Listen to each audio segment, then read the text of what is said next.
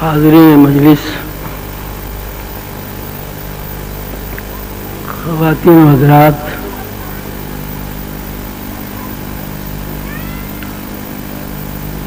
مراق بحال کے انچارج صاحبان،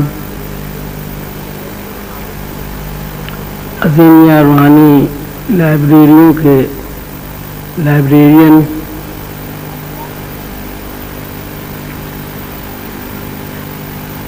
پاکستان اور بیرون پاکستان سے آنے والے مہمانان گرامی، محترم دوست، عزیزان گرامی،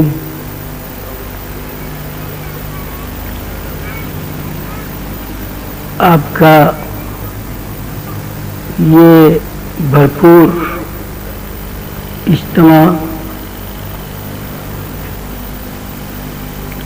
خلوص و یگانت کے ساتھ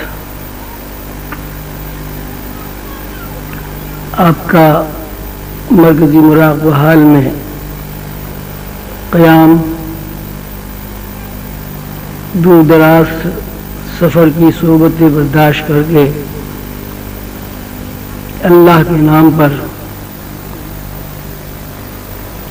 اور اللہ کے عرفان کی تلاش میں یہاں آنا، یہ سب میرے لیے باعث افتخار ہے، باعث عزت ہے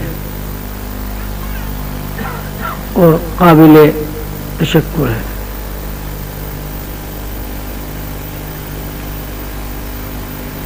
سلسلہ عالیہ عظیمیہ کی جب بنیاد رکھی گئی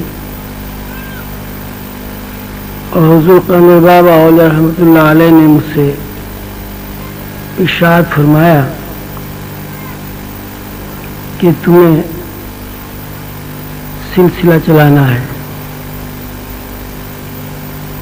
جس وقت مرشد کریم حضور قلندر بابا اولیاء رحمۃ اللہ علیہ نے یہ بات فرمائی، میرے ذہن میں اس وقت سلسلے کے بارے میں صرف اتنا تھا کہ سلسلے کے سربراہ کے لیے بس اتنا ضروری ہے کہ وہ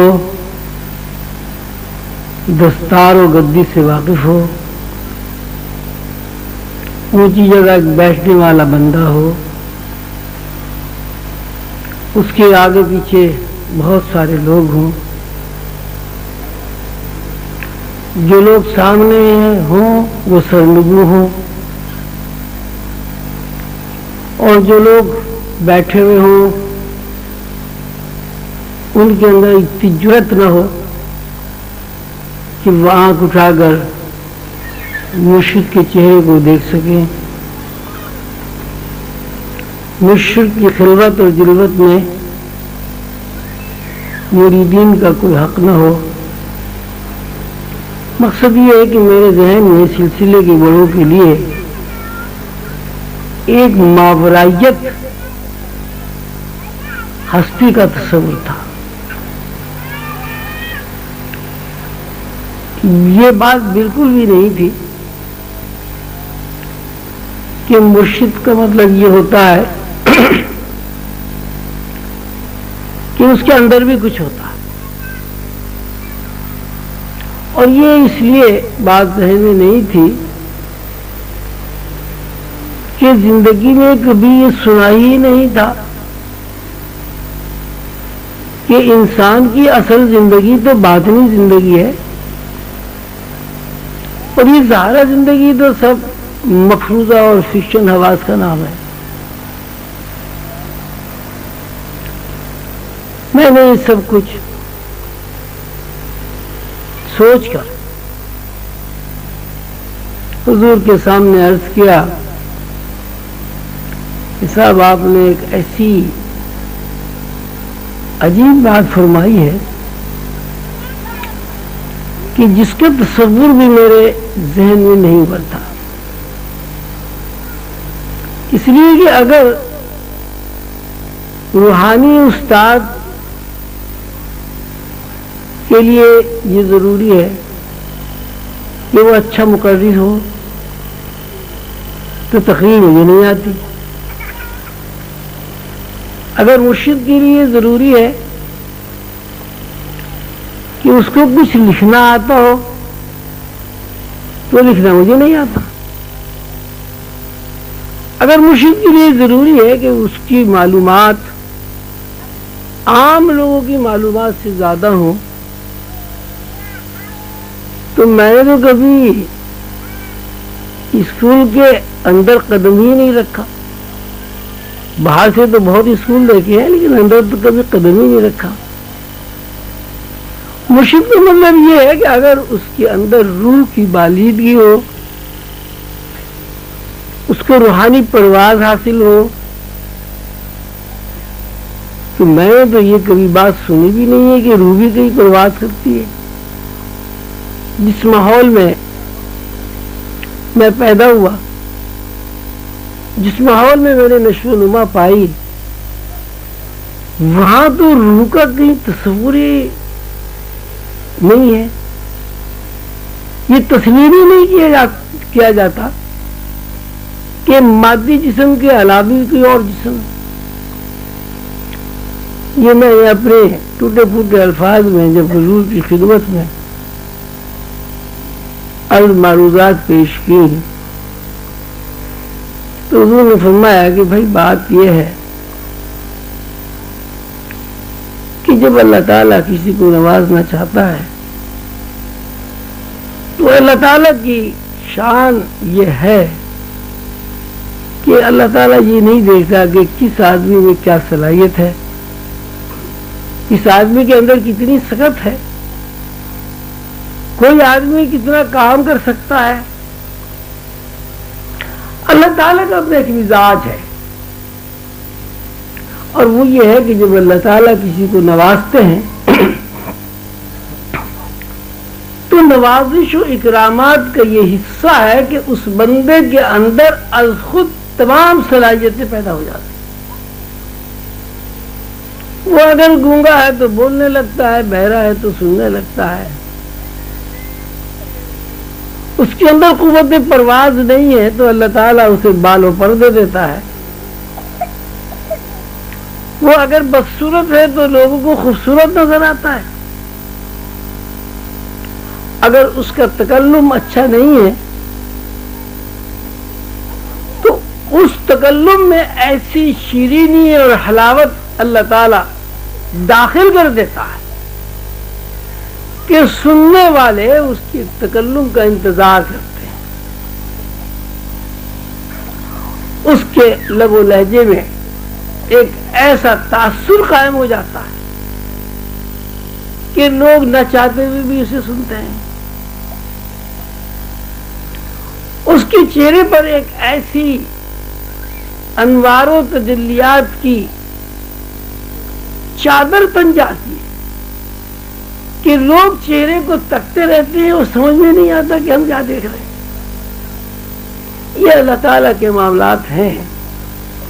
آپ کو یہ نہیں سوچنا کہ میں یہ نہیں کر سکتا، میں وہ نہیں کر سکتا.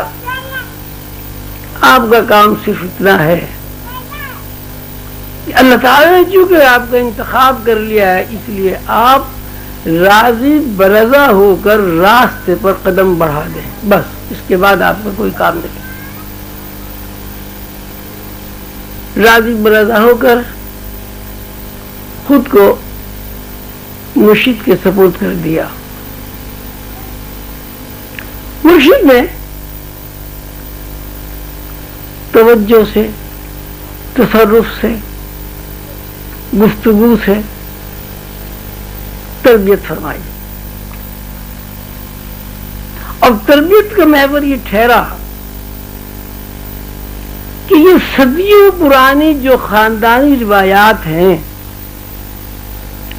ان روایات کو ختم کر کے نئی روایات، نیا ٹریڈیشن میں زندگی گزارنی. اور وہ نئی روایات کیا ہے؟ وہ نظر آتی ہے نئی روایات، لیکن اصل میں اصلی روایات وہی ہیں کہ انسان جو بھی کچھ کرے، جو بھی کہے، وہ اللہ کے لیے ہو، اس میں اپنی ذات کا عمل دخل نہ ہو۔ اس بنیاد پر تربیت شروع ہو گئی۔ ظاہر ہے صدیوں پرانا شعور اس بات کو کیسے برداشت کر لیتا؟ صدیوں پرانی روایات جو انسان کی زندگی ہوتی ہے، وہ روایات کیسے سر جھکا دیتی ہیں؟ ایک جنگ شروع ہو گئی، ایک لڑائی شروع ہو گئی شعور میں اور پیر و مرشد کی طرز فکر میں۔ بہت لڑائی ہوئی، بہت زیادہ تکلیف بھی ہوئی، بہت زیادہ مزاحمت بھی کی گئی۔ جب مزاحمت بڑھ گئی، تکلیف اتنی زیادہ ہو گئی کہ احساس تکلیف ختم ہو گیا، تو ایک دن سامنے بٹھا کر فرمایا کہ زندگی گزارنے کے دو طریقے ہیں، خوش رہنے کے بھی دو طریقے ہیں، کچھ بننے کے بھی دو طریقے ہیں، کسی سے کچھ حاصل کرنے کے بھی دو طریقے ہیں، اور کسی کو کچھ دینے کے لیے بھی دو طریقے ہیں۔ اور وہ دو طریقے یہ ہیں کہ انسان کے اندر اتنی صلاحیت ہو کہ وہ دوسروں سے اپنی بات منوا سکے، انسان کے اندر یہ صلاحیت ہو کہ وہ دوسروں کو اپنا ہم ذہن بنا سکے، انسان کے اندر یہ صلاحیت ہو کہ صدیوں پرانی روایات کو سینے سے لگاتے ہوئے ان روایات کا تحفظ کر سکے، ان روایات کو جاری و ساری رکھنے کے لیے ساری دنیا سے مقابلہ کر سکے۔ ایک تو یہ طریقہ ہے، اس طریقے کو دنیا والے انڈیپینڈنٹ ہونا کہتے ہیں، خود مختار زندگی کہتے ہیں۔ یہ جو آپ چاہتے ہیں وہ دوسروں سے منوا لیں، جو آپ خود ہیں وہ دوسروں کو بنا دیں۔ دوسرا طریقہ یہ ہے کہ آپ اپنی نفی کر دیں، یعنی انڈیپینڈنٹ زندگی کو داغ مفارقت دے کر ڈیپینڈنٹ ہو جائے، دوسروں کے اوپر خود کو چھوڑ دیں۔ تو آپ کی جو ساخت ہے، آپ کی جو تخلیق ہے، جو اللہ تعالیٰ نے آپ کو جس فطرت پر پیدا کیا ہے، وہ فطرت انڈیپینڈنٹ نہیں ہے۔ آپ کی ساخت ہی اس بنیاد پر ہوئی ہے کہ آپ ڈیپینڈنٹ ہو کر زندگی گزار سکتے ہیں۔ لہذا ضروری ہے کہ انڈیپینڈنٹ یا خود مختار زندگی سے آپ کنارہ کش ہو جائیں اور اپنے آپ کو میرے سپرد کر دیں۔ آپ کے اندر یہ صلاحیت نہیں ہے کہ آپ کسی کو اپنا بنا لیں، آپ کے اندر یہ صلاحیت بدل جائے تب موجود ہے کہ آپ دوسرے کے بن جائیں۔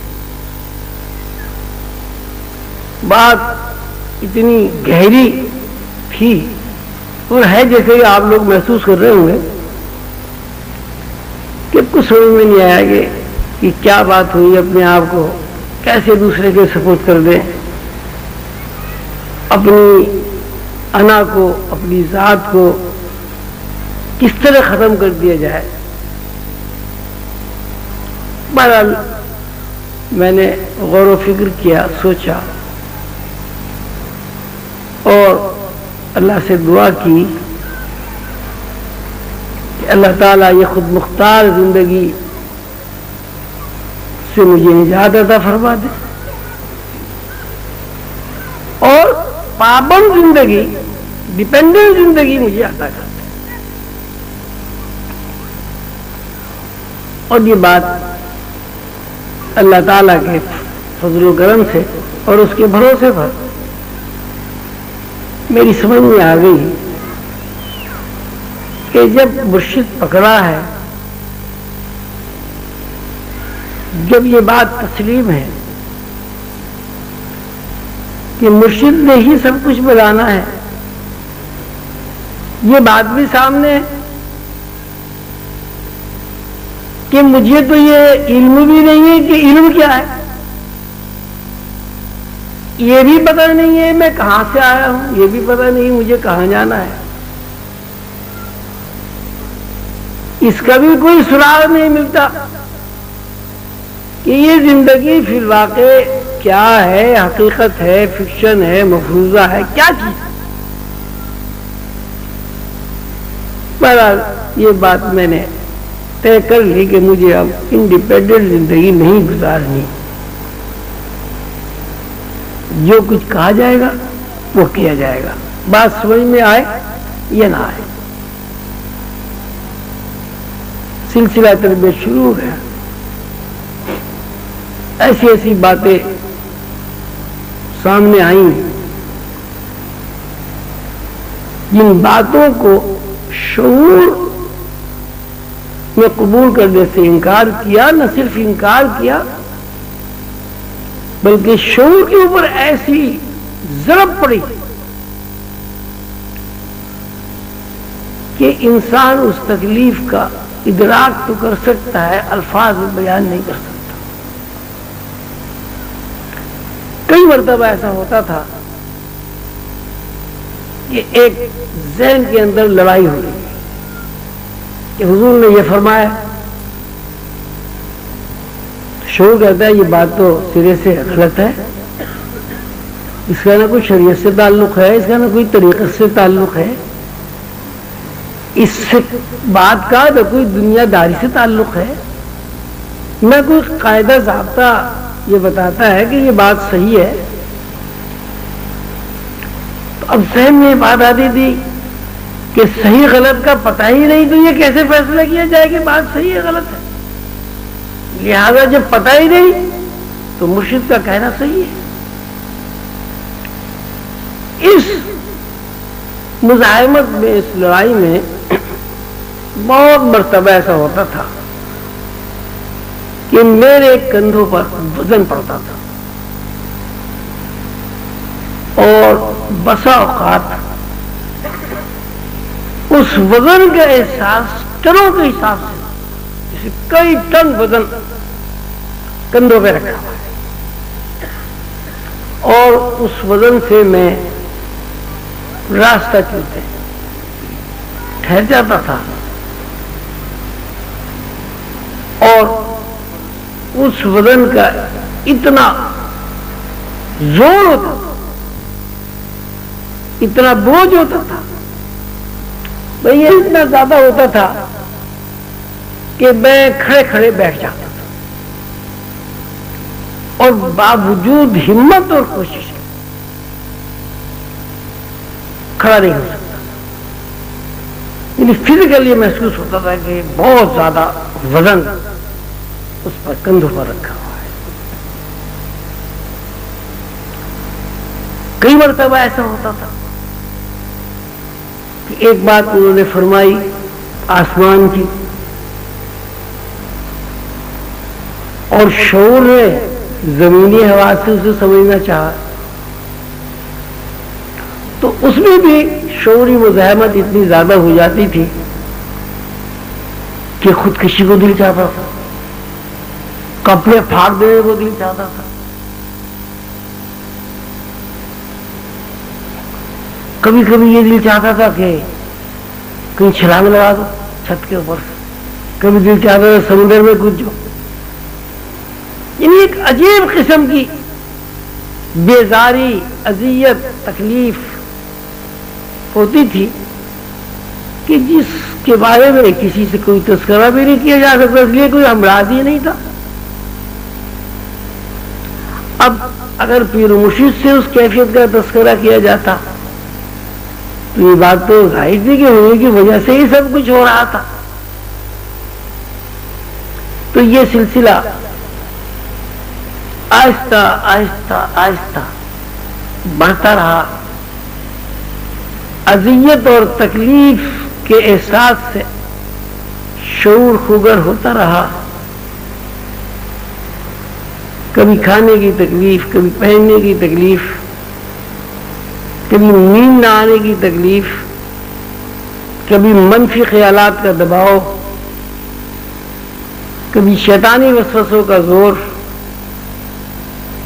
کبھی رحمان غالب آ جاتا تھا، کبھی شیطان غالب آ جاتا تھا۔ یہ سلسلہ 10 سال تک قائم رہا۔ اس 10 سالہ زندگی میں اس لیے کہ خوشی اور غم دونوں متوازی ہوتے ہیں، خوشی کے بغیر غم نہیں ہوتا اور غم کے بغیر خوشی نہیں ہوتی، لیکن اس 10 سالوں میں ممکن ہے کہ 10 ہفتے خوشی کے گزرے ہوں گے، باقی سب اذیت میں ہی گزر گئے۔ یہ بات آپ سب لوگ جانتے ہیں کہ جب آدمی کسی اذیت سے گزرتا ہے تو اذیت کا دور خوشی کے دور میں نہ وہ بیان کر سکتا ہے، نہ اسے یاد رہتا، نہ وہ تاثر قائم ہوتا ہے۔ ایک آدمی اگر پریشان ہے اور اللہ تعالیٰ نے اس کی پریشانی دور کر دی، تو جب وہ پریشانی دور ہو جاتی تو اسے پریشانی وہ بیان تو کرتا ہے لفظوں میں، لیکن اس پریشانی کا کوئی تاثر قائم نہیں ہوتا اس کے اوپر۔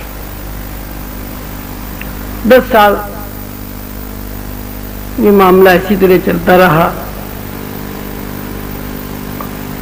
اور اللہ تعالیٰ کے فضل و کرم سے، ان کے انعام سے سیدنا حضور صلی اللہ علیہ وسلم کی خصوصی توجہ اور نسبت سے نجات ملی۔ اب 10 سال کے بعد ذہن کی افتاد یہ بنی کہ جو کچھ کہا جاتا تھا بس وہی سب کچھ تھا، اور جو کچھ نہیں کہا جاتا تھا وہ کچھ بھی نہیں تھا۔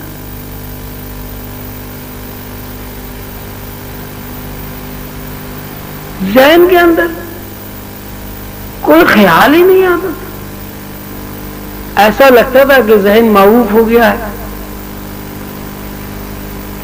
جو بات جتنی کہہ دی بس اتنی سمجھ میں آ گئی، نہ لفظوں کا کوئی مفہوم ذہن میں آتا تھا، نہ کوئی معانی سمجھ میں آتے تھے، نہ اس کے پیچھے کسی حکمت کا پتہ چلتا تھا۔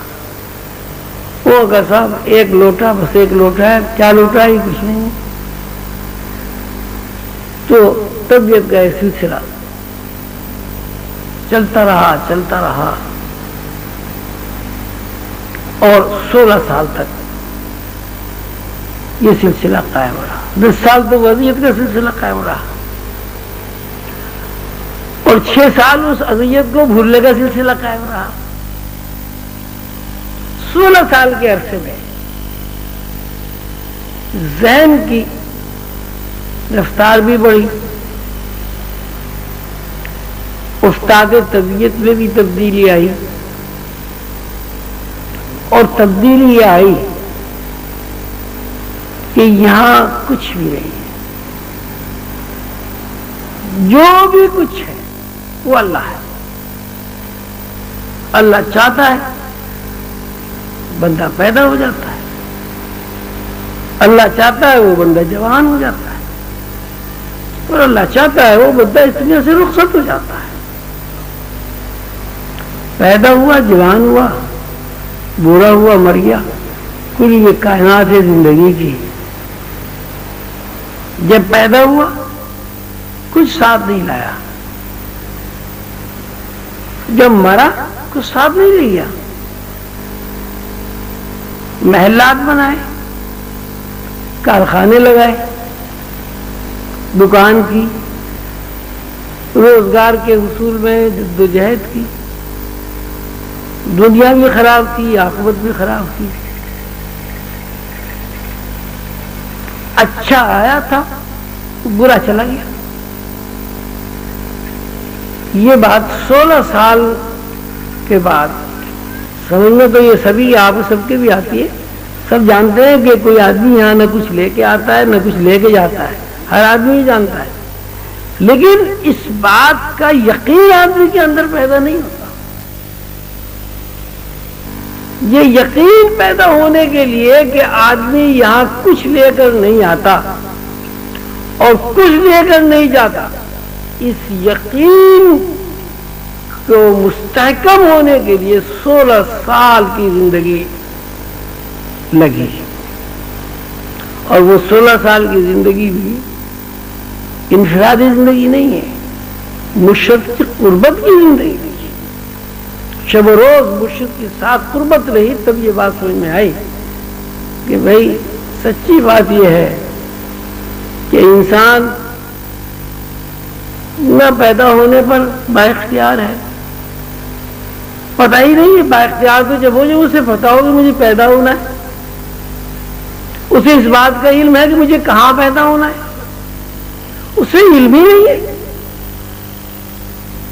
کہ سید کے یہاں پیدا ہونا ہے، پٹھان کے یہاں پیدا ہونا ہے، جاپان میں پیدا ہونا ہے، امریکہ میں پیدا ہونا ہے، پاکستان میں پیدا ہونا ہے، یہ نہیں پیدا ہونا ہے، پتہ ہی نہیں ہے۔ جب اس بات کا علم ہی نہیں ہے کہ کہاں پیدا ہونا ہے تو با اختیار ہونا تھا کوئی ہوتا ہی نہیں، سوال ہی پیدا نہیں ہوتا۔ آپ پیدا ہو گئے جہاں اللہ نے چاہا، چمار کے یہاں چاہا چمار کے یہاں پیدا ہو گئے، بادشاہ کے یہاں چاہا بادشاہ کے یہاں پیدا ہو گئے، چپٹی ناک سے پیدا کر دیا آپ چپٹی ناک سے پیدا ہو گئے، کھڑی ناک سے پیدا اللہ نے کیا آپ کھڑی ناک سے پیدا، آپ کو اللہ نے کوہتا قد کر دیا تو کوہتا قد ہو گئے، دراز قد کر دیا دراز قد ہو گئے، رنگ آپ کا کالا ہو اللہ نے پیدا کیا کالا بنا دیا تو آپ کالے پیدا ہو گئے، گورے اللہ نے بنا دیا تو آپ گورے پیدا ہو گئے۔ آپ جتنے بھی غور کریں گے آپ کو یہ جواب ملے گا کہ پیدا ہونے پر کوئی شک کوئی فرق کسی بھی طرح با اختیار نہیں۔ اب پیدا ہو گیا بے اختیار بندہ، بے اختیار آدمی پیدا ہو گیا، اب اس کو اس بات کا اختیار نہیں ہے کہ پیدا ہونے کے بعد وہ جوان ہو جائے۔ اگر پیدا ہونے کے بعد سال میں 2 سال میں اس پر موت وارد ہو گئی تو جوانی کا کوئی تصور ہی نہیں پڑتا۔ آپ نے دیکھا ہوا جوانی سے پہلے بھی لوگ مر جاتے ہیں، جوان ہونے کے بعد بھی مر جاتے ہیں، بڑھاپا آنے سے پہلے مر جاتے ہیں اور بڑھاپا آنے کے بعد بھی نہیں مرتے۔ تو اس کا مطلب بھی یہی نکلا کہ آپ کو جس طرح پیدا ہونے پر کوئی اختیار نہیں ہے اسی طرح مرنے پر بھی آپ کو کوئی اختیار نہیں، یعنی زندہ رہنے پر بھی آپ کو کوئی اختیار نہیں، جب آپ کی موت آئے گی آپ مر جائیں۔ حضور قمر بابا اولیا رحمۃ اللہ علیہ ارشاد فرمایا کرتے تھے کہ انسان عجیب بیوقوف ہے، موت سے ڈرتا ہے اور موت ہی انسان کی سب سے بڑی محافظ ہے۔ مستقر و متاع الی حین، اللہ تعالیٰ نے ایک وقت مقرر کر دیا اس زمین پر رہنے کے لیے۔ موت مرنے نہیں دیتی جب تک وقت کا تعین پورا نہیں ہوتا۔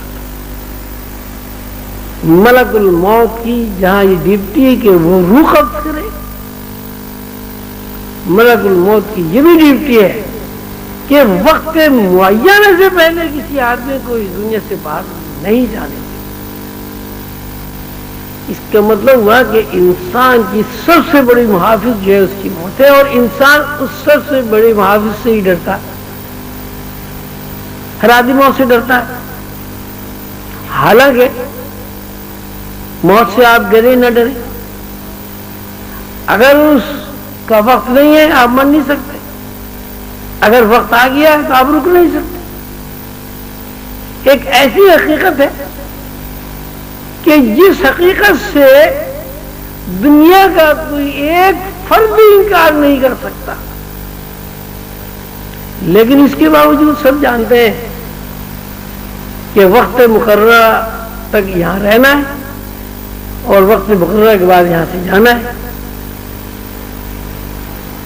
لیکن پھر بھی موت سے ڈرتے ہیں۔ تو آپ یہ خیال فرمائیں کہ حضور نے فرمایا کہ زندگی گزارنے کے دو طریقے ہیں، ایک انڈیپینڈنٹ زندگی گزارنا ہوتا ہے اور ایک ڈیپینڈنٹ زندگی گزارنا ہوتا ہے۔ ڈیپینڈنٹ زندگی کا مطلب یہ ہے کہ جب آپ کو یہ اختیار ہی نہیں کہ آپ پیدا ہو جائیں تو بھائی اپنی پیدائش کا مسئلہ جیسے کہ اللہ تعالیٰ کے ہاتھ میں ہے اسی کے اوپر چھوڑ دیں۔ جب آپ کو اس بات کا علم ہی نہیں ہے کہ میری عمر کتنی ہے، 2 سال ہے، 10 سال ہے، 80 سال ہے، 90 سال ہے، 100 سال ہے، تو کیا ڈرنا، کیا حساب لگانا؟ بھائی اللہ تعالیٰ نے جب بھیج دیا آ گئے، جب بلا لیا چلے جائیں گے۔ تو انڈیپینڈنٹ اور ڈیپینڈنٹ زندگی یہ دو ایسے رخ ہیں زندگی کے کہ اگر آدمی انڈیپینڈنٹ زندگی گزارے گا تو اس کا تعلق کبھی بھی اللہ سے قائم نہیں ہو سکتا۔ اللہ رسیدہ وہی بندے ہوتے ہیں جو ڈیپینڈنٹ زندگی گزارتے ہیں۔ اب اللہ کو تو کسی نے دیکھا نہیں، اب اللہ کے روپ میں یا اللہ کی صفات کے مظاہرات کی خد و خال میں مرشد کی ذات ہے۔ تو اگر اللہ تک رسائی حاصل کرنا ہے، اس دنیا کے بعد دوسری دنیاؤں میں داخل ہونا ہے، تو اس کے لیے ضروری ہے کہ انڈیپینڈنٹ جو آپ کا ذہن ہے اسے ختم کریں اور خود کو مرشد کے ذات سے وابستہ کرتے، مرشد کے ساتھ خود کو ڈیپینڈنٹ کرتے۔ یہ ڈیپینڈنٹ ہونے کا عمل یا اس کی پریکٹس یا اس میں یقین کا درجہ حاصل کرنے کے لیے 16 سال کا وقفہ لگا، اور اس 16 سال کے وقفے میں ایک ہی بات سامنے رہی کہ کس طرح بندہ اپنے آپ کو مرشد کے نام پر فنا کر دے۔ روحانیت کا یہ اصل اصول ہے کہ مرشد کی ذات میں اگر فنائیت نہیں ہوگی مرید کو تو مرشد کی طرز فکر اس کے اندر منتقل نہیں ہوگی۔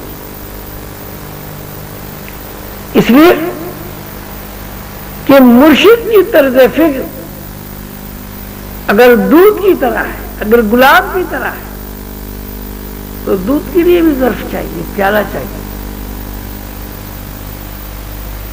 اگر مرشد کی ذات کوئی ایک طرز فکر ہے تو اس طرز فکر کے لیے بھی ایک پیٹرن چاہیے۔ پہلے ہی سے ایک پیٹرن بنا ہوا ہے، پہلے ہی سے ہی پیالہ بھرا ہوا ہے۔ ایک پیالے میں کثافت، گندگی، کیچڑ بھرا ہوا ہے، اس پیالے میں آپ گلاب کیسے ڈال سکتے ہیں؟ اس پیالے میں دودھ کیسے انڈیل سکتے ہیں؟ ضروری ہے کہ پہلے اس پیالے کو خالی کیا جائے، پھر اس پیالے کو مانج کر صاف کر قلائی کیا جائے، اور اس کے بعد اس کے اندر آپ دودھ ڈال دیں، شہد ڈال دیں، پانی ڈال دیں، آپ کی مرضی ہے۔ روحانیت کے اصل اصول جو مجھے مرشد کریم حضور قلندر بابا اولیاء رحمۃ اللہ علیہ نے بتایا، یہ فرمائے روحانیت نہ سیکھنے سے آتی نہ سکھانے سے آتی. روحانی علوم الف بیتے کی طرح نہیں پڑھایا جاتا. روحانی علوم سیکھنے کے لیے قلم اور تختی کی ضرورت پیش نہیں آتی.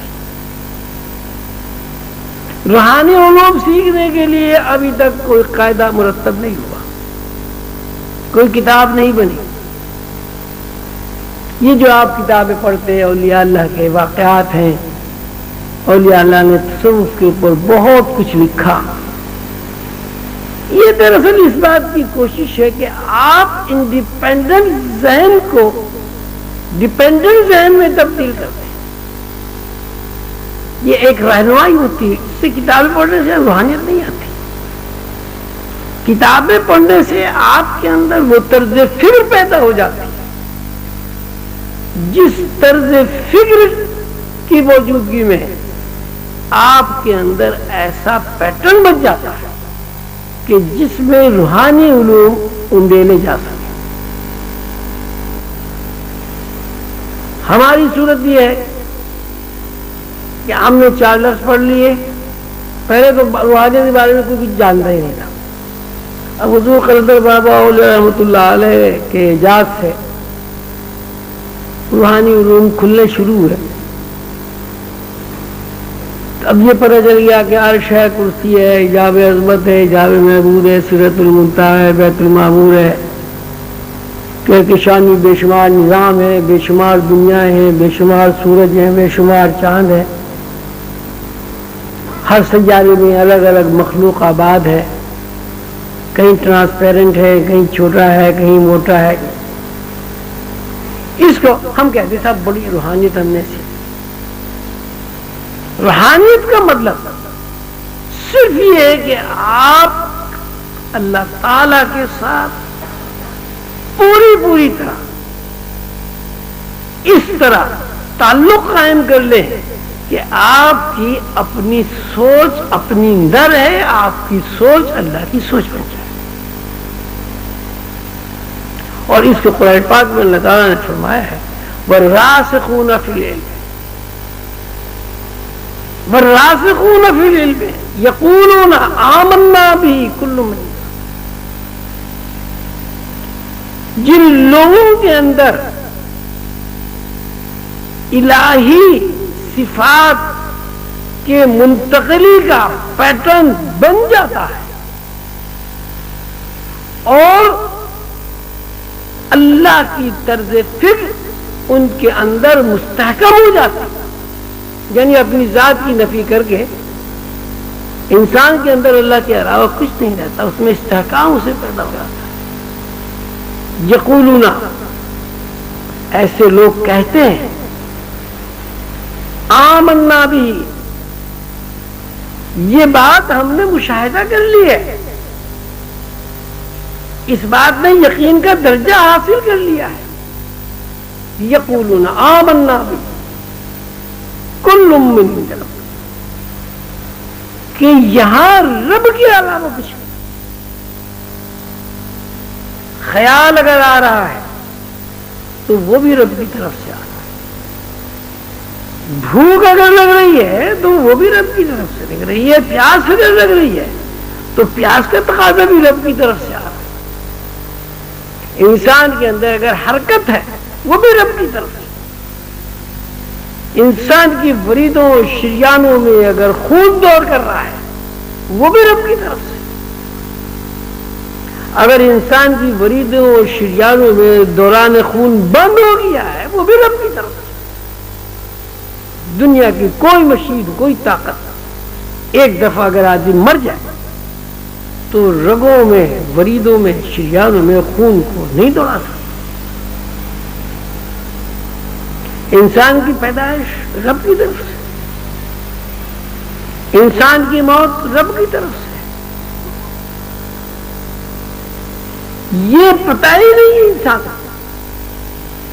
کہ انسان ہے کیا. اسے تو یہ بھی علم نہیں ہے کہ انسان جب زمین پر چلتا ہے، پھرتا ہے، حرکت کرتا ہے، سوچتا ہے، کہاں سے سوچتا ہے؟ کہاں سے اسے فیڈنگ مل رہی ہے؟ کون سی وہ برقی رو ہے جس برقی رو کی بنیاد پر وہ دوڑ بھی رہا ہے، چل بھی رہا ہے، پھر بھی رہا ہے، سو بھی رہا ہے، جاگ بھی رہا ہے، شادی بھی کر رہا ہے، بچے بھی ہو رہے ہیں؟ اور جب وہ برقی رو اس انسان سے رشتہ توڑ لیتی ہے، وہ فنائیت کے ایسے درجے میں داخل ہو جاتا ہے، نہ اسے بھوک لگتی، نہ اسے پیاس لگتی، نہ اس کے اندر کوئی تقاضا ابھرتا ہے۔ پھر کیسے کوئی انسان کہہ سکتا ہے کہ اس کی زندگی میں اس کا کوئی ذاتی اختیار بھی کام کر رہا ہے؟ اگر انسان کے اندر اس کا ذاتی اختیار کام کرتا تو انسان جس طرح اس دنیا سے محبت کرتا ہے، دنیا کی چپک انسان کو جس طرح اس دنیا میں ذلیل و خوار کرتی پھرتی ہے، وہ انسان مرنا تو بات ہی بات ہے، مرنے کا تصور نہیں کر سکتا۔ کوئی انسان کبھی بیمار نہ ہوتا، کوئی انسان کبھی لاغر نہیں ہوتا، کوئی انسان کبھی بوڑھا نہ ہوتا، کسی انسان کا بچہ نہ مرتا، کسی انسان کی ماں نہ مرتی، کسی انسان کا باپ نہ مرتا، کوئی انسان معذور نہ ہوتا۔ آپ اپنی زندگی کا جب تجزیہ کریں گے تو حضور قلندر بابا اولیاء رحمۃ اللہ علیہ کی ارشاد کے مطابق کوئی آدمی اپنی زندگی کے کسی ایک عمل میں انڈیپینڈنٹ نہیں ہے۔ اس لیے خیال آئے گا تو آپ کچھ کام کریں گے، وہ خیال شیطانی وسوسے سے متعلق ہو، وہ خیال رحمانی طرز فکر سے متعلق ہو۔ یہاں ماشاءاللہ سب پڑھے لکھے لوگ موجود ہیں، اور اللہ کے فضل و کرم سے مسلسل 35 سال کی جد و جہد اور کوشش سے اب ذہن اتنے کھل گئے ہیں کہ بات سمجھ میں آ جاتی ہے۔ اتنے بڑے ہجوم میں کیا کوئی ایک آدمی اس بات کا اظہار کر سکتا ہے کہ زندگی کا کوئی عمل خیال آئے بغیر کیا جا سکتا ہے؟ کوئی ایک عمل اگر کیا جا سکتا ہے، اگر انسان با اختیار ہے کوئی عمل کرنے میں، تو اتنے بڑے مجمع میں جتنے بھی لوگ یہ ثابت کر سکتے ہیں کہ زندگی 70 سال 80 سال 100 سال کی زندگی میں کوئی ایک کام بغیر خیال آئے کیا جا سکتا ہے، تو وہ مہربانی کر کے ہاتھ اٹھائے۔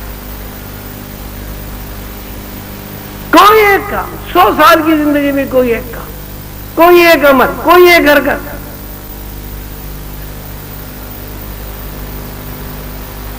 100 سال کی زندگی،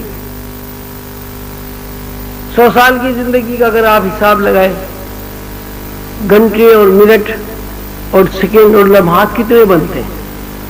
کروڑوں سے تجاوز کر جاتے ہیں۔ یعنی اگر انسان کی 70 سال کی زندگی ہے تو 70 سال کی زندگی میں اس نے کروڑوں عمل کیے ہیں، کروڑوں کام کیے، کروڑوں فیصلے کیے۔ ان کروڑوں فیصلوں میں سے، ان کروڑوں عمل میں سے کوئی ایک عمل آپ بتائیں جو اللہ کی طرف سے خیال آئے بغیر آپ نے کیا۔ کوئی ایک بات بھی آپ نہیں بیان کر سکتے۔ انسان مجبور بحث ہے، انسان وہی کچھ کرتا ہے جو اسے اوپر سے فیڈ کر دیا جاتا ہے۔ انسان سوتا اس وقت ہے جب اس کی شعور میں یہ بات آ جاتی ہے کہ اگر اب نہ سویا گیا تو مزید حرکت نہیں ہو سکتی. اسی طرح انسان کھانے پر مجبور ہے، پینے پر مجبور ہے، شادی بیاہ پر مجبور ہے. تو جب وہ انسان مجبوری ہے اور اس کی اپنی ذات میں ایک عمل بھی ایسا نہیں ہے جس میں وہ انڈیپینڈنٹ ہو، تو پھر یہ کیسی بیوقوفی ہے کہ انسان اپنے آپ کو بااختیار سمجھتا ہے اور بااختیار ہو کر وہ اللہ سے دور ہو رہا ہے.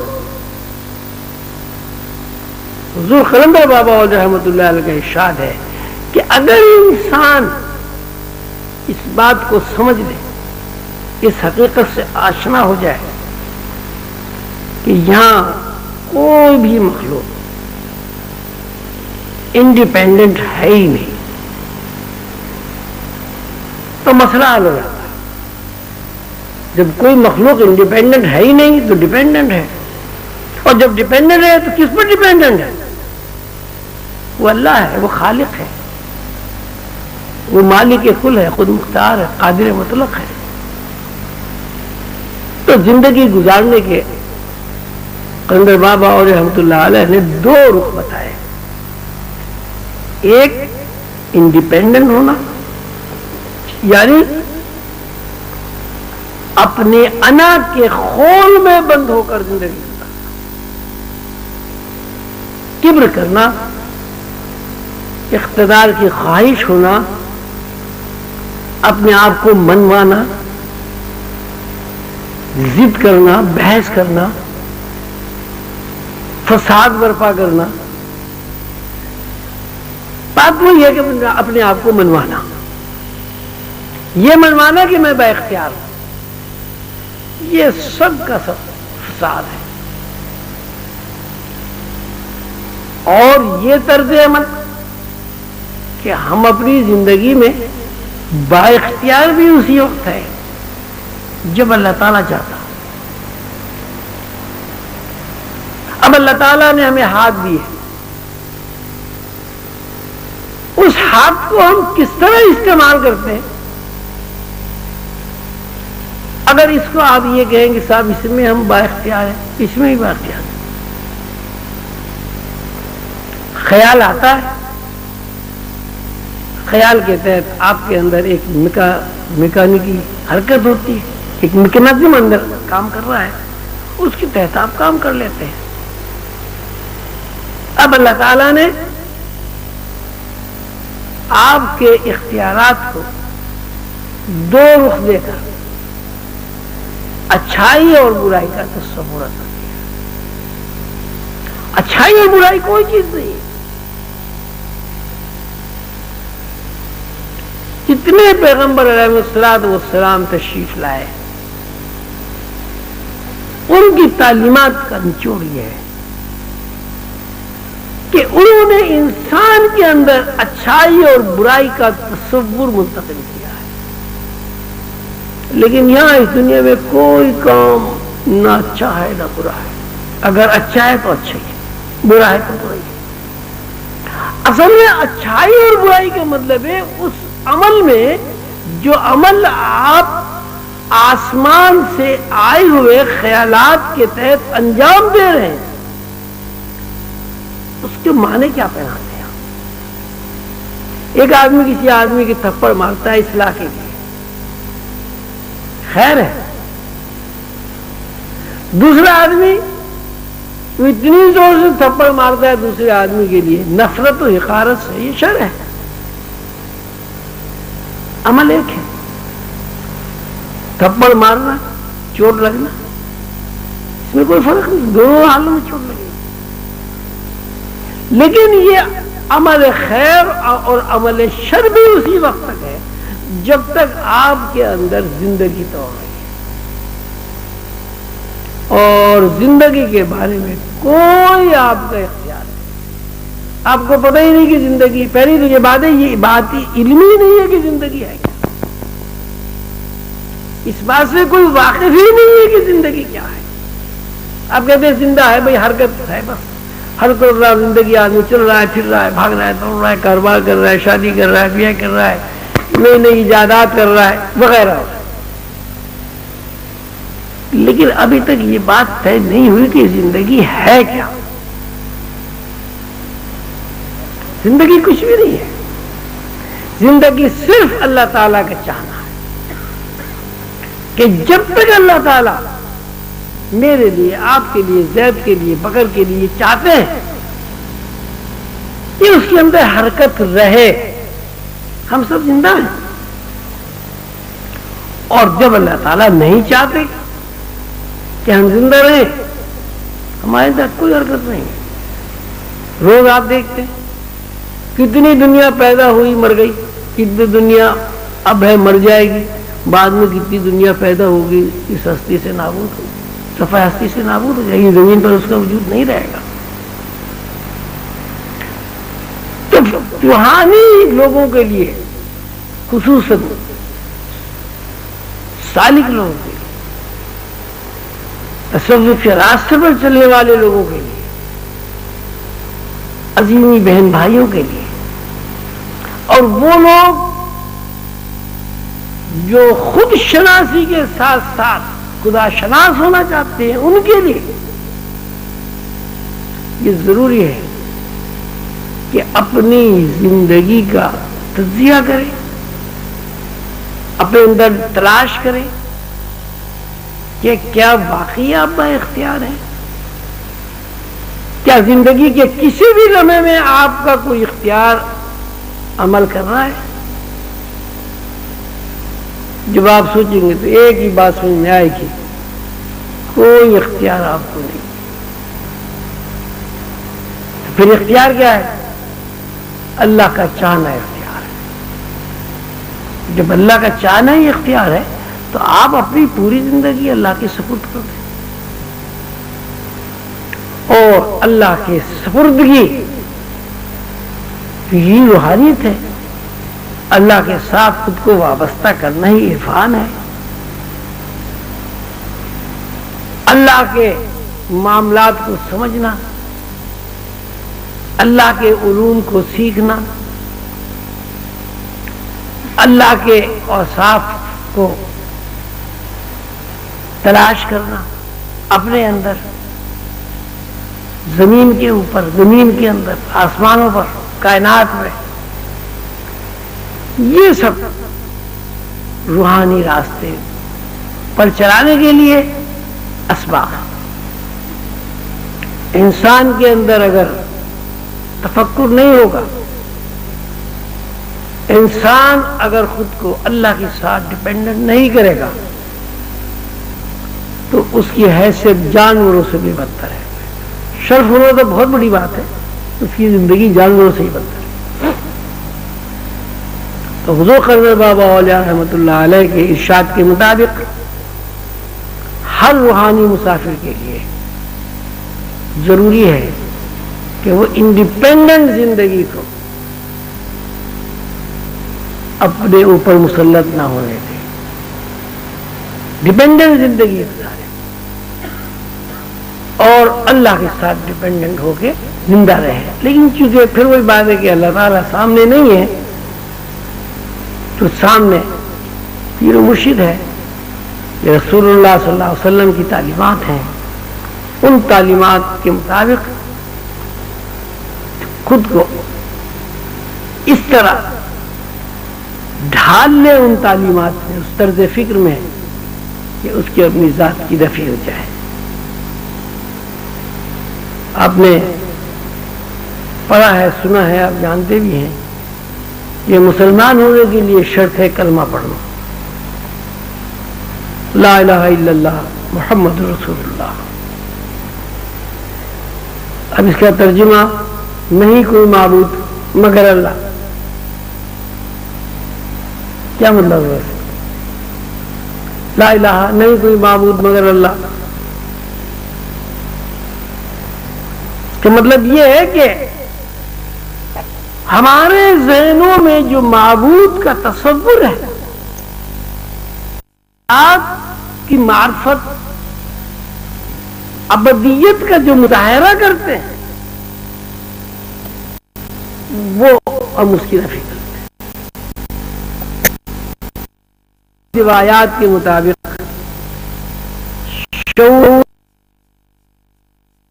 یعنی شعوری اعتبار سے جس طرح ہم خدا کو خدا جانتے ہیں، ہم اس کی نفی کرتے ہیں۔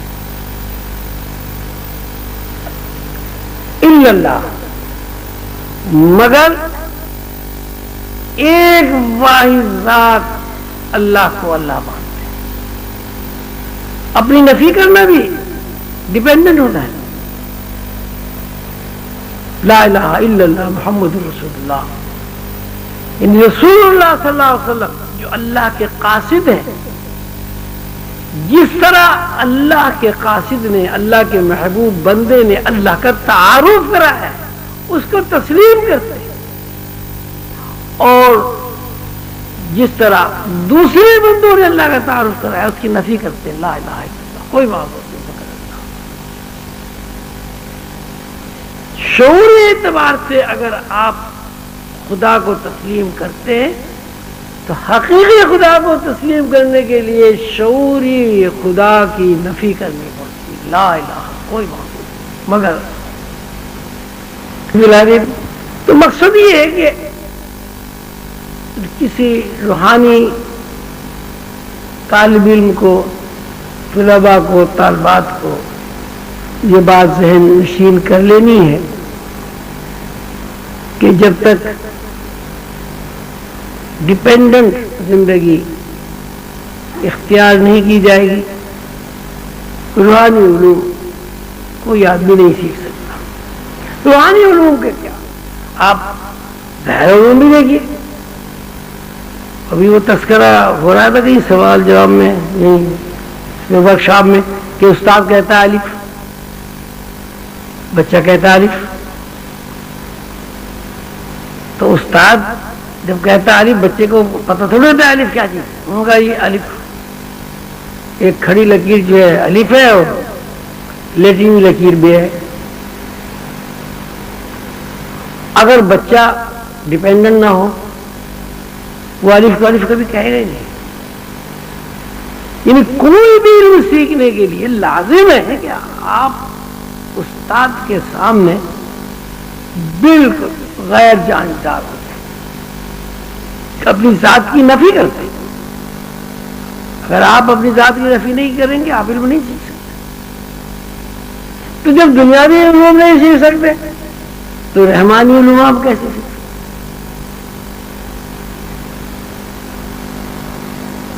تو ضروری ہے کہ انسان اس دنیا میں رہتے ہوئے، کسی روحانی انسان کے بارے میں عرض کر رہا ہوں، کہ وہ اپنی زندگی کے تمام عوامل، اپنے خیالات، اپنے تصورات، اپنے احساسات کا ذمہ دار خود کو نہ سمجھے۔ اس لیے وہ عمل اس وقت کرے گا جب اللہ کی طرف سے کوئی خیال آئے گا۔ اللہ کی طرف سے کوئی خیال ہی نہیں آئے گا، وہ عمل کیا کرے گا؟ تو یہاں سب کچھ اللہ ہے۔ پھر وہ آیت میں آپ کے سامنے پڑھتا ہوں، اس پہ غور فرمائیں۔ والراسخون فی العلم، اور وہ لوگ جو علم میں مکمل ہو جاتے ہیں، جو حقیقی علم حاصل کر لیتے ہیں، اور ان کا ذہن حقیقی علم کو قبول کر لیتا ہے، ان کے اندر الہی علوم کو قبول کرنے کا پیٹرن بن جاتا ہے۔ یقولون، وہ کہتے ہیں، آمنا بھی، ہمارا یقین ہے، ہم اس بات پر ایمان رکھتے ہیں کہ یہاں کوئی بھی چیز ایسی نہیں ہے جو آزاد ہو، خود مختار ہو، ہر چیز اللہ کی طرف سے کل میں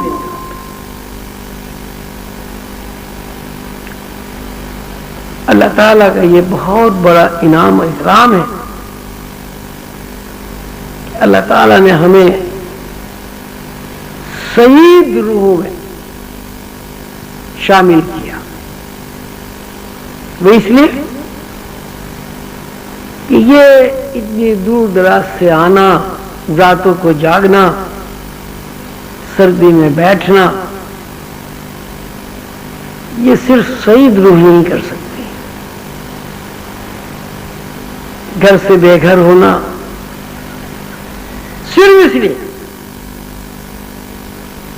کہ ہماری روح یہ چاہتی ہے کہ کوئی ایسا راستہ مل جائے جس راستے میں چل کر روح اپنے خالق کا عرفان حاصل کر لے.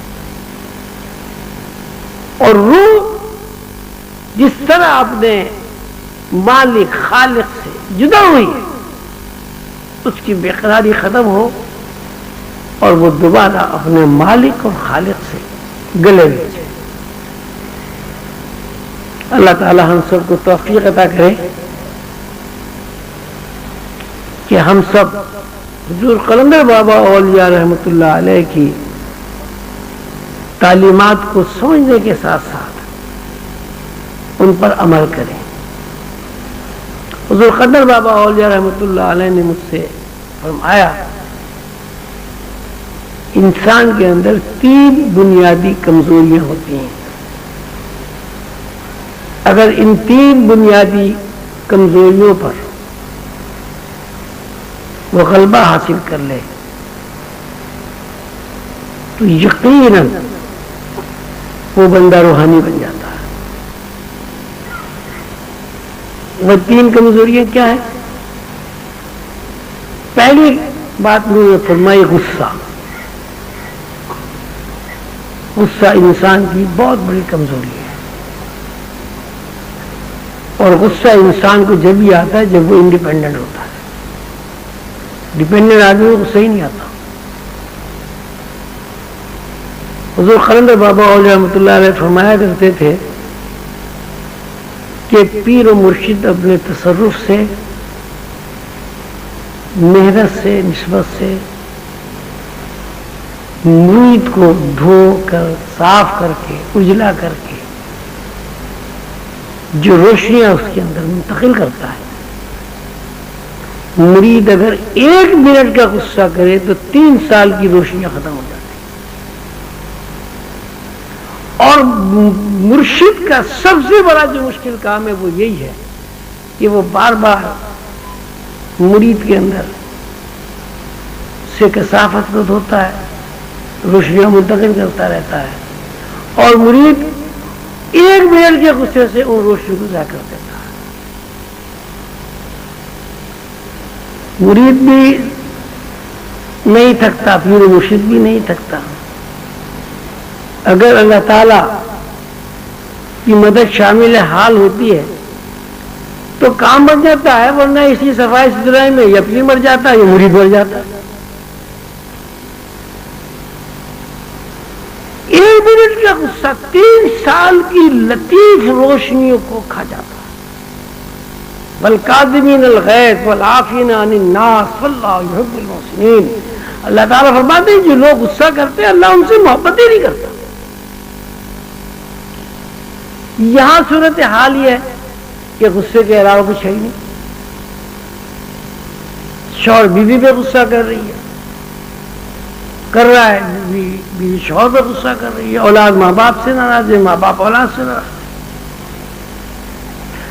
دوسری کمزوری اللہ تعالیٰ کو جو ناپسندیدہ ہے اور جو روحانیت کے لیے سم قاتل ہے وہ اقتدار کی خواہش ہے. ہر آدمی اپنا اقتدار چاہتا ہے، ہر آدمی کرسی کے چکر میں.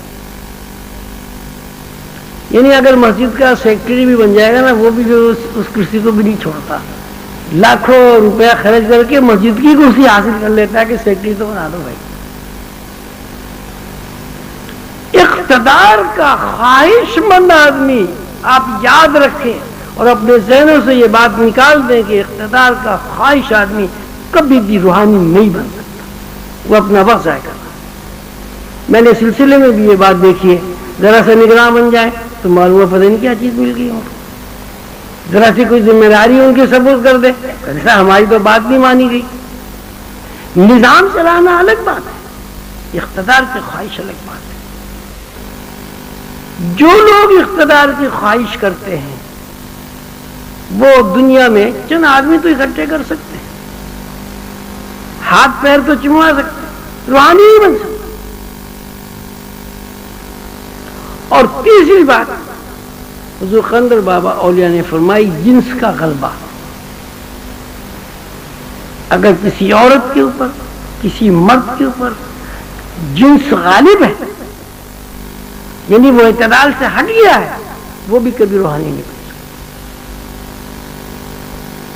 اب یہ تین کمزوریاں ایسی کمزوریاں ہیں، یہاں جتنے بھی لوگ بیٹھے ہوئے ہیں میرا خیال ہے کوئی ایک بھی ایسا نہیں ہوگا جن میں کم و بیش یہ کمزوریاں نہ ہوں۔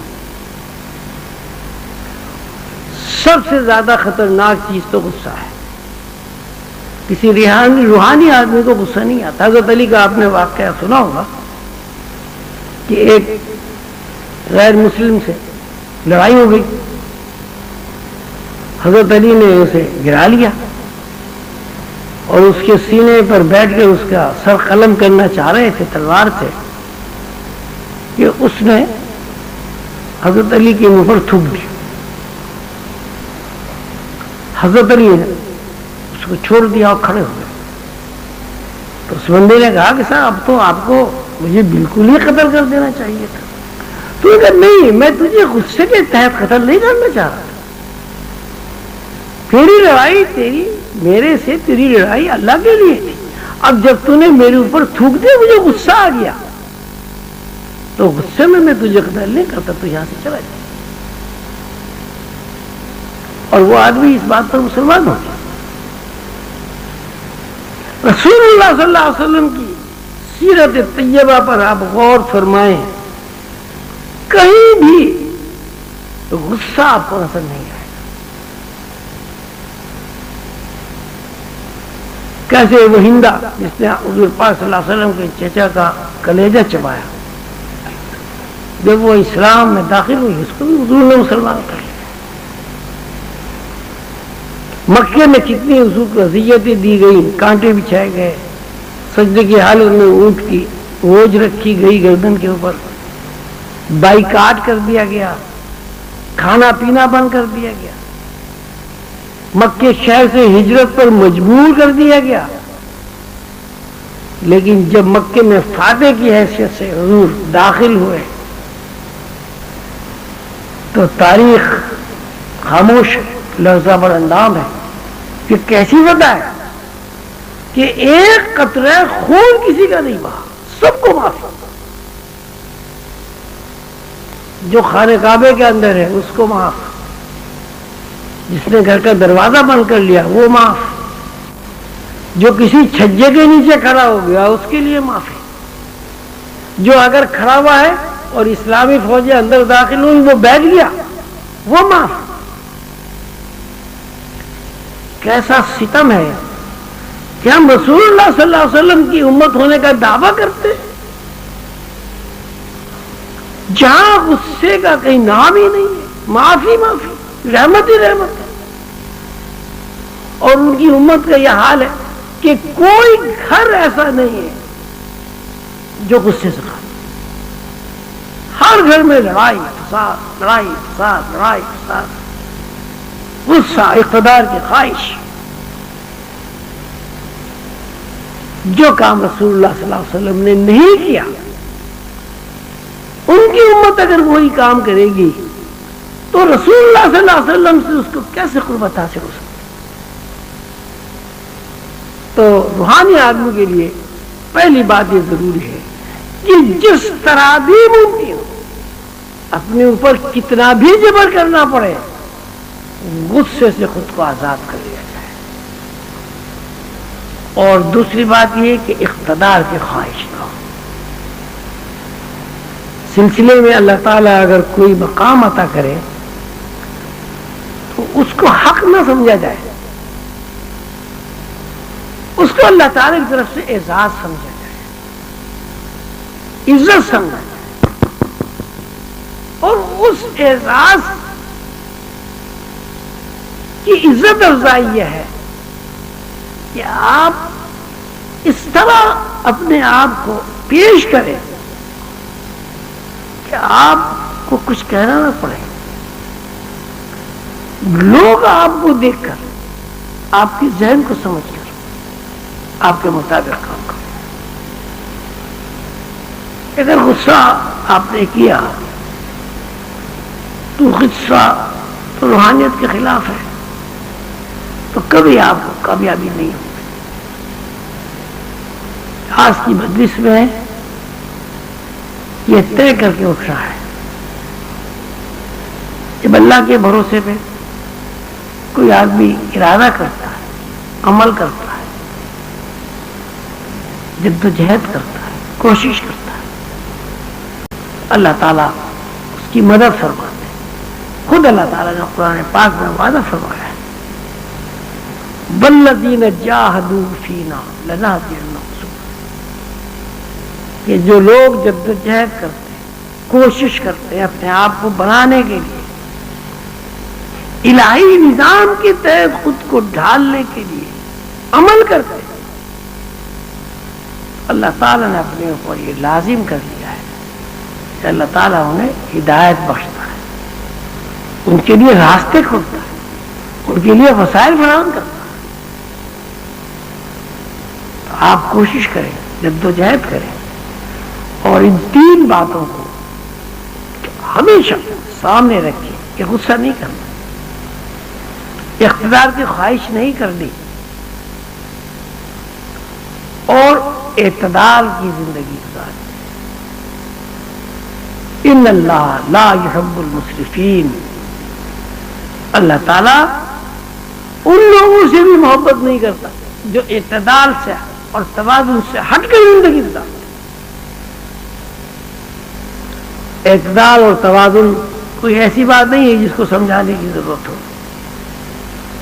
اعتدال اور توازن یہ ہے کہ آپ کا ضمیر مطمئن ہو،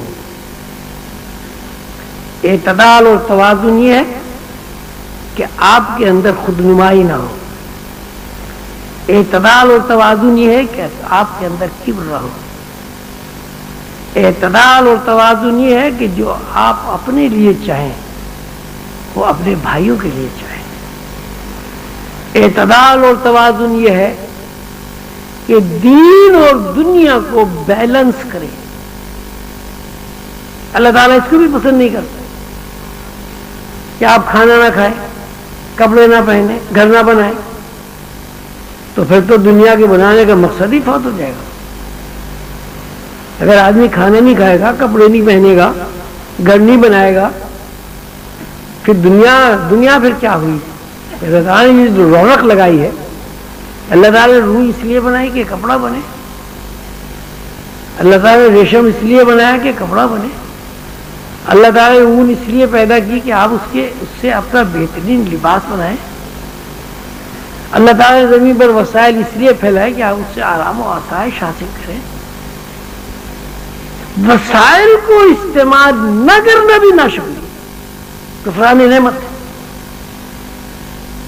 وَلَقَدْ آتَيْنَا لُقْمَانَ الْحِكْمَةَ أَنِ اشْكُرْ لِلَّهِ وَمَن يَشْكُرْ فَإِنَّمَا يَشْكُرُ لِنَفْسِهِ وَمَن كَفَرَ فَإِنَّ رَبِّي لَغَنِيٌّ حَمِيدٌ۔ حضور قلندر بابا رحمۃ اللہ علیہ نے اس آیت کی تشریح میں اور تفسیر میں بیان فرمایا، ہم نے لقمان کو حکمت دی، وَلَقَدْ آتَيْنَا لُقْمَانَ الْحِكْمَةَ، ہم نے لقمان کو حکمت دی، ان اشکر للہ۔ اب اس کا لفظی ترجمہ تو یہ ہے کہ وہ ہمارا شکر ادا کرے، لیکن لقمان اللہ کی دی ہوئی نعمت پر تسبیح لے کر بیٹھ جاتے 1000 دانے کی، اور یہ کہتے یا اللہ تیرا شکر ہے، یا اللہ تیرا شکر ہے، یا اللہ تیرا شکر ہے، یا اللہ تیرا شکر ہے۔ کیا انعام و اکرام اور حکمت کا تقاضا پورا ہو جاتا؟ شکر سے مراد یہ ہے کہ جو نعمت آپ کو حاصل ہے آپ اسے استعمال کریں. بلغت آتینا لقمان الحکمت ان اشکر للہ، ہم نے لقمان کو حکمت دی تاکہ وہ اسے استعمال کرے اپنے لیے اور لوگوں کے لیے.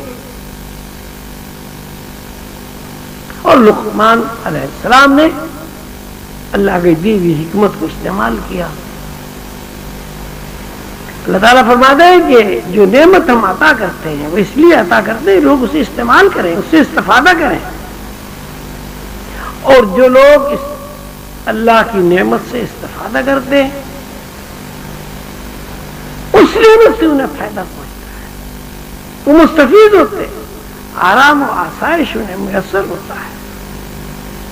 اور جو لوگ اللہ کی نعمت کو استعمال نہیں کرتے وہ محروم ہو جاتے ہیں. اب میرے پاس ایک شال ہے اللہ تعالیٰ نے مجھے عطا کی، اب میں سردی میں ٹھٹر رہا ہوں اور اس شال استعمال نہیں کرتا اور اللہ کا شکر ادا کرتا ہوں، یا اللہ تیرا شکر ہے تو نے مجھے شال دی، یا اللہ تیرا شکر ہے تو نے مجھے شال دی، یا اللہ تیرا. تو شکر کا مطلب ہی استعمال ہو. حضور صلی اللہ علیہ وسلم فرماتے ہیں کہ اللہ کی نعمت کو اس طرح استعمال کرو کہ تمہارا ذہن اللہ کی طرف جائے. وَلَقَدْ آتَيْنَا لُقْمَانَ الْحِكْمَةَ أَنِ اشْكُرْ لِلَّهِ، کہ ہم نے لقمان کو حکمت دی اس لیے تاکہ وہ ہمارے لیے، ہماری خوشی کے لیے اس کو استعمال کریں. تو اگر آپ دنیا بیزار ہو جائیں گے، دنیا میں کاروبار نہیں کریں گے تو دنیا تو اندھیر ہو جائے گی. اللہ تعالیٰ دنیا کو اندھیر کرنا نہیں چاہتا. اللہ تعالیٰ اگر دنیا کو اندھیر کرنا چاہتے دنیا میں اتنے وسائل پیدا کرنے کی کیا ضرورت ہے؟ نئی نئی ایجادات جو ہو رہی ہے اس کی کیا ضرورت ہے؟ اللہ تعالیٰ یہ چاہتے ہیں کہ دنیا میں جو نعمتیں اللہ تعالیٰ نے آپ کو عطا کی ہیں آپ انہیں بھرپور انداز میں استعمال کریں، لیکن ذہن میں یہ رکھیں کہ یہ نعمت اللہ کی دی، ہماری ملکیت نہیں ہے، ہمارا ذاتی تصرف اس کے اوپر کچھ نہیں. اللہ نے دیے اس لیے ہم استعمال کر رہے ہیں. تو اللہ کی دی ہوئی جو بھی نعمت آپ اللہ کے لیے استعمال کرتے ہیں اس سے اللہ راضی ہوتا ہے، اس سے اللہ خوش ہوتا ہے. اور اللہ کی دی ہوئی نعمت کو آپ اپنی ذاتی ملکیت سمجھ کر اگر استعمال کرتے ہیں تو اللہ اس سے خوش نہیں. آپ اپنی ذاتی ملکیت سمجھ کے نعمت کو استعمال کریں اس کا فائدہ بھی آپ ہی کو پہنچے گا. آپ اللہ کی نعمت کو اللہ کی ملکیت کے تصور سے استعمال کریں اس کا فائدہ بھی آپ کو پہنچے گا. اب دوسری بات، پہلی بات 3 باتیں تو میں نے آپ کو وہ بتائیں، اقتدار کی خواہش، غصہ اور اعتدال کی زندگی. 3 باتیں یہ ہو گئی. چوتھی بات یہ ہے کہ جو بھی کچھ یہاں دنیا میں ہے آپ اس کو بھرپور انداز میں استعمال کریں، لیکن ذہن میں اس بات کو دہرائیں یہ چیز اللہ کی تھی، اللہ نے ہمیں دی ہے، استعمال کرنے سے اللہ خوش ہوتا ہے اس لیے ہم اسے استعمال کر رہے ہیں. 5ویں بات یہ ذہن نشین ہونی چاہیے کہ انسان روحانی ترقی اس وقت تک نہیں کر سکتا جب تک وہ شعور کے خول میں بند رہتا. اس لیے کہ روحانیت لامحدود علم ہے. شعور کا مطلب ہی محدودیت ہے. لامحدود چیز حاصل کرنے کے لیے آپ کو محدودیت کے دائرے سے نکلنا ہوگا. جب تک محدودیت کے دائرے سے آپ باہر قدم نہیں نکالیں گے لامحدود دائرے میں داخل نہیں ہو سکتے. ایک روحانی آدمی کو یہ سمجھنا چاہیے کہ اس کی سوچ، اس کی فکر محدود نہ ہو. وہ شعوری اعتبار سے سونے چاندی کے ذخیروں میں گم نہ ہو جائے، وہ شعوری اعتبار سے محض دنیا کو اپنا مقصد نہ بنائے، وہ شعوری اعتبار سے اتنا گمراہ نہ ہو جائے کہ فرعون اور شداد و نمرود کی اوصاف اس کے اندر داخل ہو۔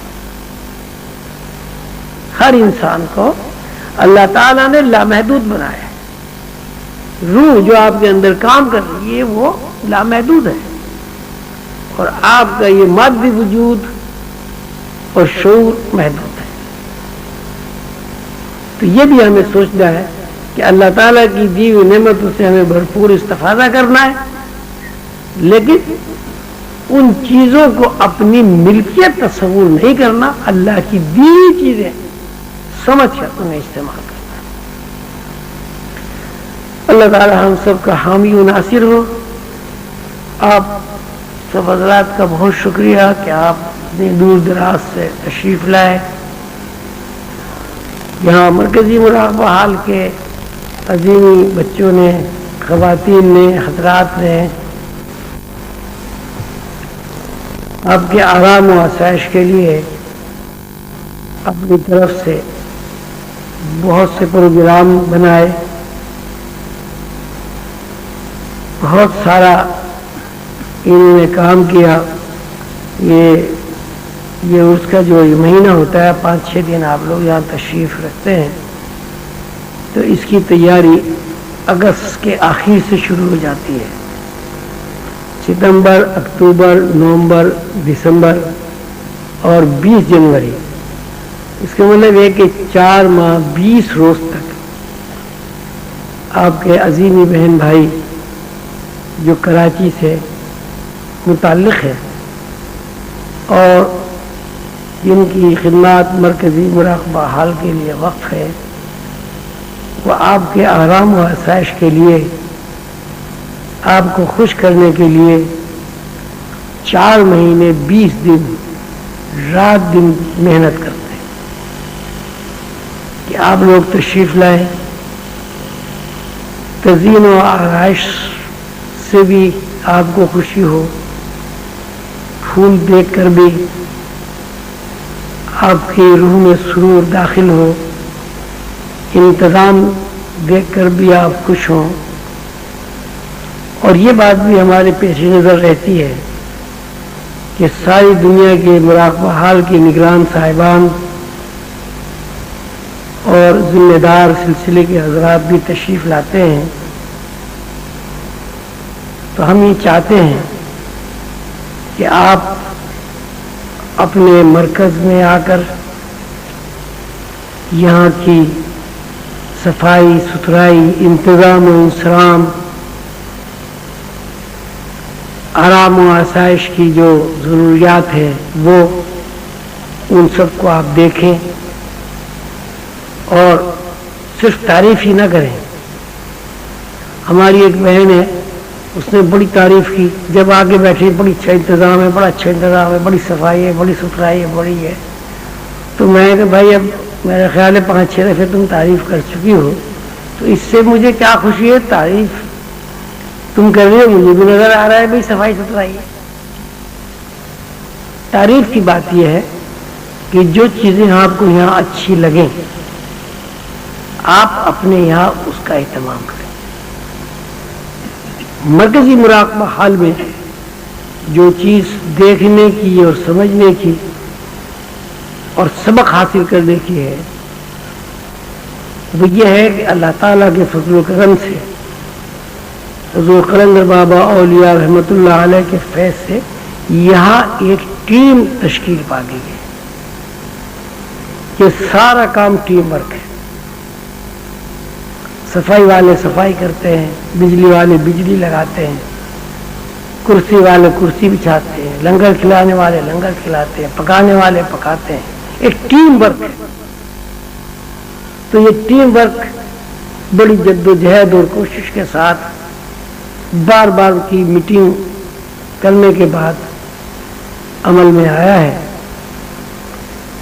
خصوصاً وہ حضرات جو مراقبہ حال کے انچارج صاحبان ہیں یا جنہیں سلسلے کی ذمہ داریاں سونپی گئی ہیں وہ اپنے شہروں میں اس بات کی کوشش کریں ٹیم کے ساتھ وہ کام کریں.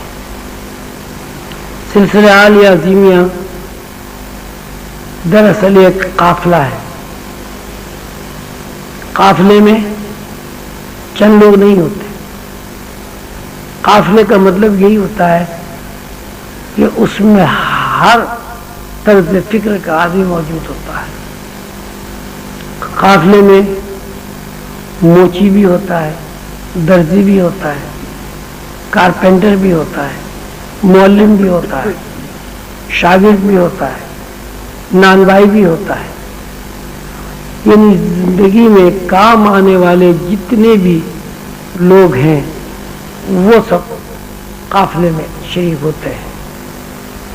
قافلہ سالار کی یہ ذمہ داری ہے کہ گو کہ وہ سب سے آگے ہوتا ہے لیکن اسے اپنے آگے ہی نہیں دیکھنا, پیچھے زیادہ دیکھنا ہوتا ہے. اگر قافلے میں سے لوگ نکلنا شروع ہو گئے اور قافلہ سالار نے اس طرف توجہ نہیں کی تو نہیں کہا جا سکتا. جب قافلہ منزل پر پہنچے تو 100 آدمی میں سے 2 آدمی رہ گئے. سلسلہ عالیہ عظیمیہ کے نگران صاحبان کے لیے ضروری ہے کہ وہ اپنے ذہنوں سے اقتدار کی خواہش کو نکال دیں, دوسرے لوگوں پر اعتماد کرنا سیکھیں. اس لیے یہ اللہ تعالیٰ کا ایک نظام ہے, ایک سسٹم ہے کہ ایک آدمی سب کام نہیں کر سکتا. ایسا ممکن نہیں ہے کہ ایک آدمی تندور پہ روٹی بھی لگائے, سالن بھی پکائے, بازار سے گوشت بھی خرید کے لائے, بچوں کو تعلیم بھی دے, علاج بھی کرے. یہ ممکن نہیں ہے. اگر یہ ممکن ہوتا تو اس دنیا پہ گروہی سسٹم قائم نہ ہوتا. یہ دنیا یہاں کی دنیا ہو یا غیب کی دنیا ہو, یہ گروہی سسٹم قائم ہے. مثلا اگر ہم فرشتوں کے اوپر نظر ڈالتے ہیں تو فرشتوں کی بھی بے شمار گروہ ہیں. ملائکہ انصری, ملائکہ ارضی, ملائکہ سماوات, حاملان عرش, گروہ جبریل, گروہ میکائیل, گروہ اسرافیل, گروہ اسرائیل. بے شمار گروہ فرشتوں کے ہیں جن کی ذمہ الگ الگ ڈیوٹیاں ہیں. کسی گروہ کی ذمہ داری ہوا کے اوپر ہے, کوئی گروہ بارش کی سربراہ ہے, کوئی گروہ علم کا سربراہ ہے. تو جب سارا نظام اور سسٹم ہی ٹیم ورک ہے تو ایک آدمی ہر کام نہیں کر سکتا. یہ بھی لوگوں کے ذہن میں خیال آتا ہے, اور یہ میں اس لیے عرض کر رہا ہوں کہ میرے ذہن میں بھی یہ خیال آتا تھا پہلے کہ اگر میں نے اپنا کام دوسروں کے سپرد کر دیا تو میری کیا حیثیت رہ جائے گی. یعنی میری حیثیت کم ہو جائے گی اگر میں نے اپنا کام کسی دوسرے کے سپورٹ کر دیا.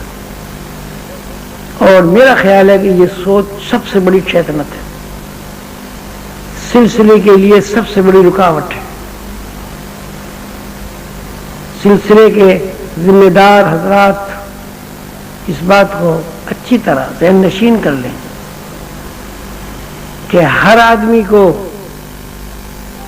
اپنے مرنے سے پہلے اپنے قائم مقام اگر 10-20 نہیں تو 2-4 آدمی ضرور چھوڑنے.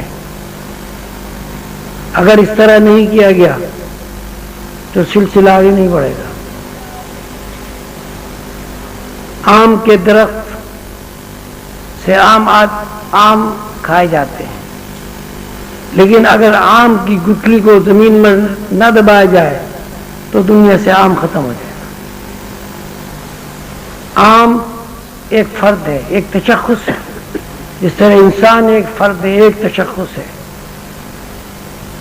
آم کی گٹھلی خود آم ہے. جب گٹھلی زمین کے اندر جاتی ہے، جب تک آم کی گٹھلی اپنے وجود کو نیست و نابود نہیں کر دیتی، دوسرے آم کا درخت زمین پر نہیں اگتا. اسی صورت سے سلسلہ عالیہ عظیمیہ کے ارکان کی ذمہ داری ہے کہ وہ اس دنیا کو چھوڑنے سے پہلے خود کو زمین کے اندر دفن کر کے نیست و نابود کر دے، تاکہ ان کی جگہ 1 2 3 4 درخت اور ہوں. اس وقت یہ سلسلہ پھیلے گا. کسی دوسرے آدمی پہ اعتماد کرنا ہرگز اس بات کی طرف اشارہ نہیں ہوتا کہ آپ کی اپنی عزت کم ہو جائے گی. آپ کو دوسرے لوگوں کو آگے بڑھانا ہے. میری کوشش و جد و جہد ہے کہ میں جب تک بھی یہاں ہوں اپنے قائم مقام لوگوں کو تیار کروں، تقریر میں، تحریر میں، تصنیف میں، اور طرز فکر کی تبدیلی میں. انشاءاللہ اب آپ دیکھیں گے کہ نئے نئے لوگ کتابیں بھی لکھیں گے، نئے نئے لوگ تقریریں بھی کریں گے، اس لیے کہ ون مین شو جو ہے وہ اس مین کے ختم ہونے کے بعد شو ختم ہو جاتا ہے. سلسلہ عالیہ عظیمیہ کی ترویج اور ترقی اسی طرح ممکن ہے کہ ہر آدمی اپنی نفی کر کے دوسرے لوگوں کو آگے بڑھائے. آگے بڑھانے میں ظاہر ہے اقتدار کی خواہش کو ٹھیس پہنچتی ہے. دوسرے لوگوں کو آگے بڑھانے میں اپنی ذات کی نفی ہوتی ہے.